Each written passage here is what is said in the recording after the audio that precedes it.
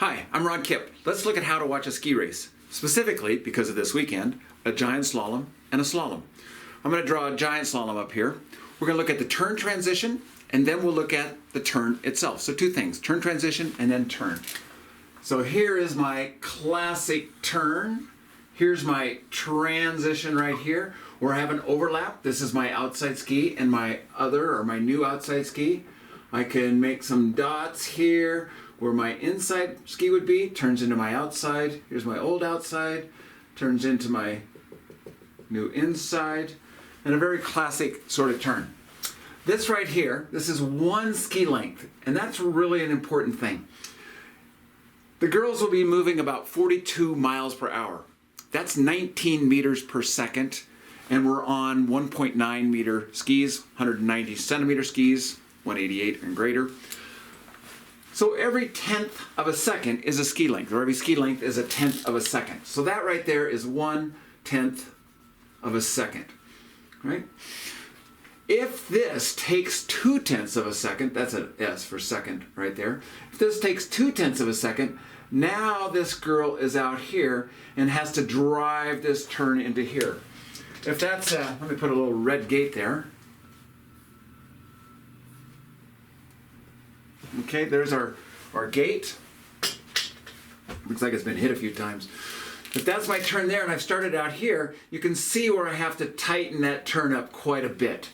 That tightening there is going to create excess ski-snow interaction. I could be scrubbing. It makes my balance harder. I go slower. Right? So just seeing what they do here is an important thing. Right? 1/10 of a second, I move up here. Okay, now I could also say, well, why should I move uphill if my finish line is down this direction? If we have, say, even just 1 foot between our legs here, okay, 12 inches. If I got 1 foot, average for women is about 45 gates. That's 45 feet. That's about 13 meters. That's like 7 or 8/10 of a second. So I could go from winning run to 7th or 8th place, because every place is about 1/10 on there. So let's look at another turn transition in there. That's what we're looking at first here. And I'll try to draw a very similar turn here. Now this one, I am actually going to let it start to fade into the new turn and have a late weight transfer.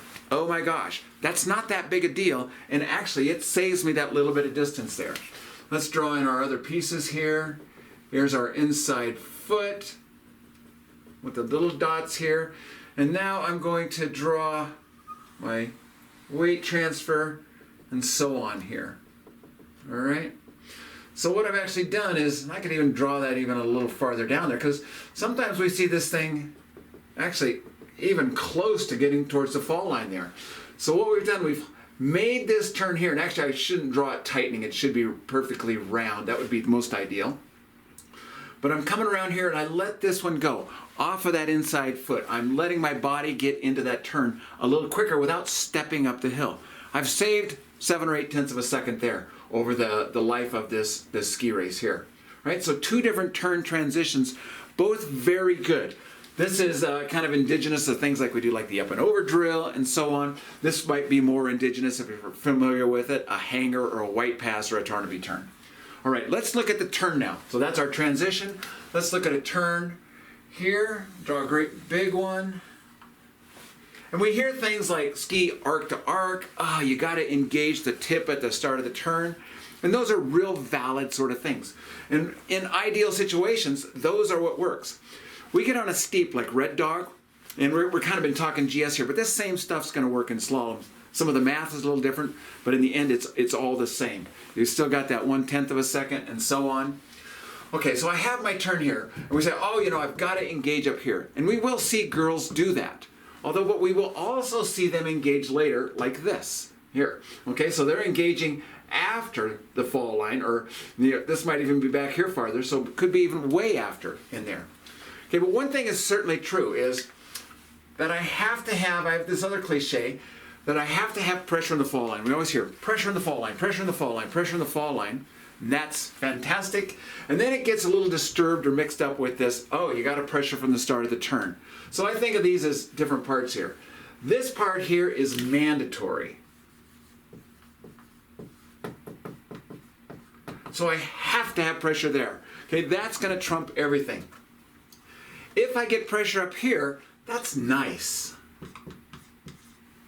So I would like that, but I don't want to get this and then blow this. I only have so much pressure through the turn, or for the turn, and if I shoot my wad up here, I've got nothing here. You could think of this almost like a wall that I'm going to bounce off of here. If I throw a ball here, it's going to bounce over this direction, isn't it? Kind of like billiards or something.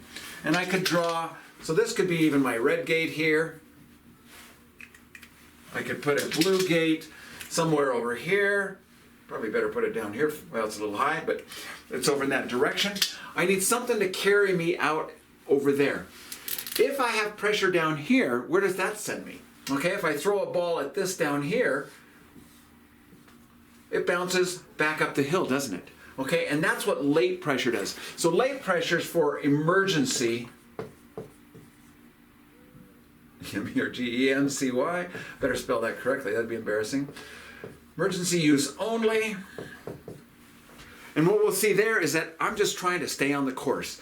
This is where they'll explode back up the hill. They'll scrub a bunch in there. The turn will tighten. It'll get a little tighter like a fish hook. That's not fast, okay? But I'm still in the course. If you want to finish first you have to finish, that sort of thing. So sometimes we have to use this, or if the turn takes us a ridiculous amount across the hill, almost a corridor or maybe a long delay, then our pressure is drawn out farther, because remember, we only have so much, but if I have more turn, I have more places to put it.